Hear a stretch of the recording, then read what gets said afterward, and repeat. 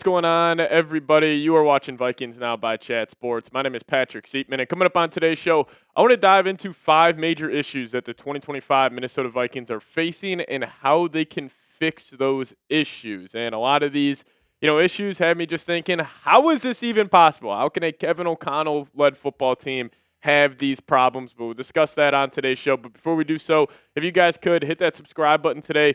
We're closing in here on 63,000 subscribers. So if you guys aren't subscribed just yet, change it. We just need 435 more of you guys to hit that subscribe button today. So if you guys aren't subscribed, hit that sub button right now.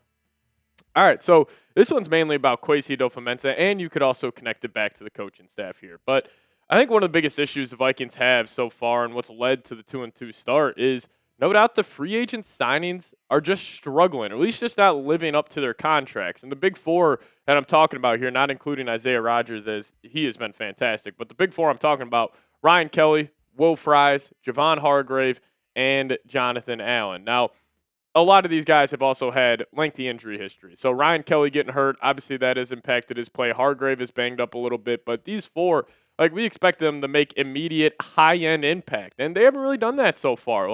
And we can start off on the defensive side of the ball, just talking about Jonathan Allen and Javon Hargrave. They haven't been too good this season. Their PFF grades are horrible. Now, I will say, PFF this year, I've disagreed with a lot of their grading, but I think they're pretty spot on with Hargrave and Allen. These guys have been terrible against the run. Javon Hargrave, 37.4 run defense grade. Jonathan Allen, 48.6. Now, Hargrave has 2 sacks. One of those wasn't really a sack. It was just Caleb Williams running out of bounds, but their PFF grades are horrible. Overall, 44 for Hargrave, 50.5 for Allen. And I'll say this, from the perspective of the Vikings defensive line, if it wasn't for Jalen Redmond having a breakout season, the defensive line would be a massive problem right now because Hargrave's not living up to the deal. Allen's not living up to the deal. You really don't have anybody besides Redmond that is elite against the run. Levi Drake Rodriguez, he's a fine player. He's popped in certain spots, but he's more of a just rotational guy at this point. In his NFL career. So if it wasn't for Jalen Redmond having, honestly, an all-pro caliber level of season, this defensive tackle group would be a massive problem with this team because of guys like Hargrave and Jonathan Allen. But even the 2 guys he picked up offensively, Ryan Kelly and Will Fries, they're not playing too good either. Kelly chalk up his, down play mainly just because of the concussions, but Will Fries, 59.2 overall grade. It's also concerning that Ed Ingram is the highest graded guard by 25-plus points compared to Fries, but also Fries has given up 8 pressures in 227 snaps. That's not good enough, and he's just not living up to that contract. The Vikings gave him the only 5-year contract that was given out during NFL free agency this season. So he just flat out needs to be better, and, he should be better because if you look at his PFF grades throughout his career, last year in 2024, only played in 4 games before he got hurt. But I'm sure the Vikings were hoping that they were getting 90, 95, or even 100% of what he showed throughout the first 4 games last season. 86.9 overall grade, 84.9 in the run block, 74.9 in the pass block. That is living up to that contract. But this season, he hasn't. And he just needs to be better. And hopefully with more, or with less commotion around him where he finally gets Ryan Kelly starting, he's got Brian O'Neill back. Maybe that would improve his play. But the Vikings gave him that 5-year deal hoping he was going to be a mauler, and he really hasn't been that so far this season. So I ask you guys this. Be honest with me. Are you concerned about that Will Fries 5-year, $88 million contract? Give me a Y for yes. Give me an N for no. You guys let me know your thoughts down below in the comments section. All right, number 2 here. We're going to talk about the penalties. Obviously, a major issue with the Vikings, and this is on coaching. This is on Kevin O'Connell. Now, I never would have thought that the Vikings would be a high penalty team, but they're one of the highest in the National Football League so far. And that's concerning because the Vikings aren't a good enough football team right now to have all these penalties. But they're averaging 9.3 penalties per game. That's horrible. Somehow the Jags are 3-1, averaging 9.5 per game. The Giants are right there, number 3. Packers, number 4. Saints, number 5. But, 2 of these 5 teams are bad. I would consider the Vikings a bad football team right now. And it's also just the type of penalties the Vikings are committing. They've committed 18 pre-snap penalties. That's first in the league. That's on coaching and preparation. Now, obviously, a lot of that, offensively would have to do with, Michael Juergens, a new center, Carson Wentz, a new quarterback. So I understand that side of the argument. But still, you can't have 18 pre-snap penalties first in the league. And here are the different types of penalties. 8 false starts. That's not good. Delay of games, 4. Illegal formation, 3. 12 men on the field, 1. So these are just bonehead penalties. These aren't like pass interference calls where you're trying to make a play, but you get too grabby. These aren't holding calls where you're trying to make too much happen and I'm giving grabby as well. These are just mental mistakes. So the Vikings are gonna have to shore this up. I think they will. I can't see this being an issue like the 2025 Minnesota Vikings. Like I can't see the storyline being like, oh, they got a massive penalty issue. So hopefully they get this shored up. But again, what's also concerning about this, you've only had one true road game this year, and you're having all these pre-snap offensive penalties. So this definitely needs to be fixed. Now we'll talk about more issues here in a second. But before we do so, today's episode is brought to you guys by PrizePicks. Now you and I make decisions every day, but on PrizePicks, being right can get you paid. So don't miss any of the excitement this football season on PrizePicks, where it's good to be right. And if you guys download the PrizePicks app today, plug in promo code CLNS. We'll hook you guys up with $50 in lineups after you play your first $5 lineup. Now, PrizePicks has a brand new feature, and it's called Stacks, where meaning you can pick the same player up to 3 times in the same lineup.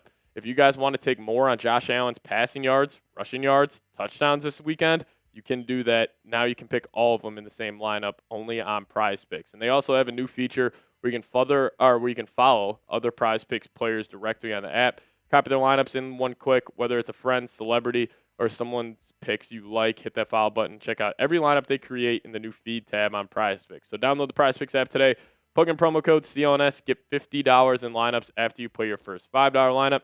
That's promo code CLNS to get $50 in lineups after you play your first $5 lineup. A shout out to PrizePicks for sponsoring today's show.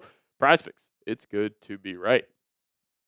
Now, we obviously know this is an issue with the Vikings so far. Everybody's talking about it. No quick game, no run game. And, the quick game concerns are, one, concerning because it still just shows Kevin O'Connell. It's not like he's refusing to adjust, but adjust as much as we were to hoping he would adjust. And if the offensive line can't improve, KOC needs to adjust this scheme. Like, the offensive line is horrible right now. Now, obviously, once they get some starters back, like, I'm assuming that play will improve. But if you keep on having, like, let's just say Donovan Jackson ends up not working out, Kelly, isn't that good, Fries isn't that good, and you can't protect up front, you're going to need to adjust your scheme. Like, it's going to have to be more quick game, get the ball out fast, which they did show last week, so KOC kind of showed an ability to adjust there. But his bread and butter, like, what makes Kevin O'Connell so great is his long developing pass concepts, but he's going to have another pitch. Like, I've made this comparison. He's like a great pitcher in baseball who's only got 2 pitches, and he's a starting pitcher trying to go throughout all 17 games. You're going to have a third or fourth pitch. So hopefully he adds, that quick passing game, or just stay more committed to the run. And also the Vikings, they've had an issue this year stopping the run, kind of like what we were saying with Hargrave and Allen. If it wasn't for Jalen Redmond stepping up, this defensive line and this run defense would have been so much worse. Now, I do find this stat very interesting, though. When Andrew Van Ginkel was on the field, they have the best the best run defense success rate in the league. When he's off the field, they're 31st. Now, also, this is a Blake Cashman stat as well, as Blake Cashman, was only there week 1. Same with Andrew Van Ginkel. So I think this is more also maybe it's a Bears rushing offense stat. But still, I mean, you see the impact with AVG and Cashman not out there. And the Vikings run defense in 2025, like, they've been gashed a couple of times, which I never thought would be the case. Like, I'll take only giving up 120 yards to the Bears week 1 on the road, but the Falcons came into your building, ran the ball over you, going for over 215 yards. The Steelers were very dominant in the run this past weekend, 131 yards on the ground. And listen, I fully believe the Vikings run defense will get back to a top 5 unit with Cashman and Van Ginkel back. But with now playing the Browns this upcoming weekend, the only way they're going to be able to consistently move the ball is if they have a consistent run game with Quinshon Judkins. So you're going to have to find a way to navigate it because Van Ginkel's not going to play. Cashman's already on IR, so you'll be without those 2 guys. So you're looking at a guy like Eric Wilson stepping up. Ivan Pace needs to be a whole lot better in terms of stopping the run. Then how about the 2 big-time free agents you brought in on the defensive line? I understand Hargrave and Allen. They're kind of one-trick ponies at the defensive tackle spot, but they got to be better, and it starts with stopping the run. And then also for the Vikings, committing to the run. You got to do it. Like, if you can't protect up front, if you can't have your bread and butter, Kevin O'Connell, you got to stay more committed to the run.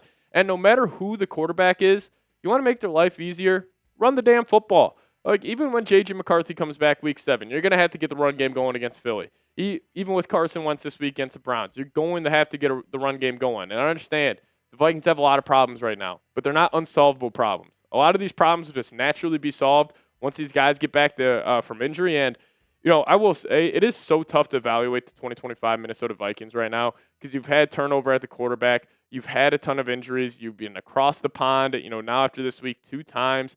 Like, it's just been a weird start to the season. I feel like we still don't know how good the 2025 Minnesota Vikings can be, which is also a good spot to be in because we have talked about peaking towards the end of the season. Under Kevin O'Connell, we've always kind of peaked mid-October. It's definitely not happening this year. Hopefully they end up peaking late November into December, get JJ more reps. He gets more accustomed to the NFL. Still very optimistic about this season. But I'll ask you guys this right now. What is the biggest problem with the Vikings? Let me know your thoughts down below. We'll see you guys next time. As always, let's go Vikes.